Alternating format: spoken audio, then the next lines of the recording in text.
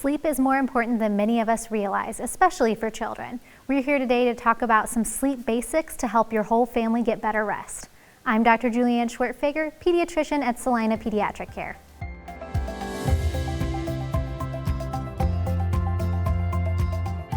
Well, doctor, thank you so much for being on the show, and we're going to be talking about sleep.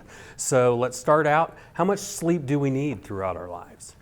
Well, every child is a little bit different, but there are some good guidelines from the American Academy of Pediatrics of how much sleep we expect kids at certain age ranges to get. So for infants, we expect somewhere between 12 and 16 hours of sleep in a 24-hour period. For toddlers, we expect 11 to 14 hours. For preschoolers, we would expect 10 to 13 hours. Grade schoolers would have 9 to 12, and for teens, we actually expect them to get 8 to 10 hours of sleep a night, which I feel like a lot of them don't.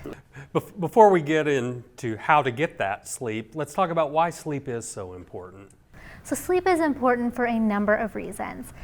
So sleep actually affects your mental and social functioning quite a bit. So a lot of kids who don't get good sleep don't do great in school. They really struggle. It affects your ability to concentrate. It can affect some health problems as well. So it can lead you to hypertension, obesity, headaches, and depression. So it can affect a lot of sectors of life if you're not sleeping well. Let's talk about help for parents perhaps here, and maybe some obstacles that they have in getting children to sleep and getting a good night's rest.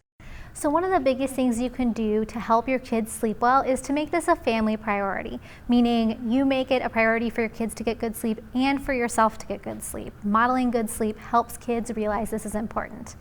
It's also really important to control screen time in the home. So TV, phone, tablet, and computer all emit blue lights, and all of that with kids makes them be more awake and less likely to go to sleep well at nighttime.